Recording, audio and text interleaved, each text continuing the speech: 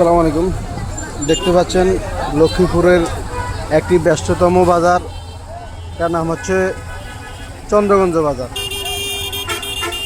আমি আছি এখন বর্তমানে শ্রমিক হোটেল অ্যান্ড রেস্টুরেন্টের সামনে, আর অপোজিটে আছে অবস্থিত হাজি বিরিয়ানি।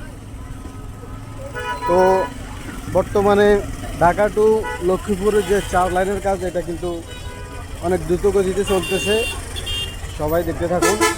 তবে সবার সম্মুখে একটা প্রশ্ন, এই রাস্তার ঢালাইয়ের যে স্ল্যাবগুলো আছে না, স্ল্যাবগুলার জয়েন্টের মধ্যে অনেক মোটা আকারে রডগুলা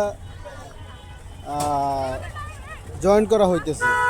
মানে স্ল্যাবগুলা 5 সুতা রড দিয়ে করতেছে, আর দুই স্ল্যাবের মাঝখানে যে স্ল্যাবটা জয়নারের মধ্যে যে অনেক মোটা রডগুলো দেখা যাচ্ছে, ছোট ছোট 1 ফুট অথবা 1.5 ফুটের মতো।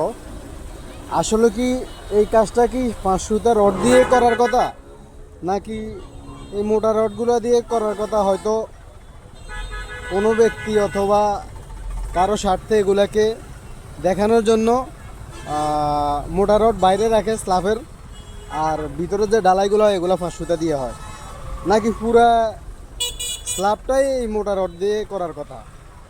আমার জানা নেই, যে কারণে সবাইকে জানানোর উদ্দেশ্যে যদি কারো জানা থাকে তাহলে সংশ্লিষ্ট ব্যক্তিদের দৃষ্টি আকর্ষণ করছি, অন্তত জানাবেন এই স্ল্যাবগুলো কি 5 সুতা রড দিয়ে হবে নাকি অনেক মোটা রড দিয়ে হয়।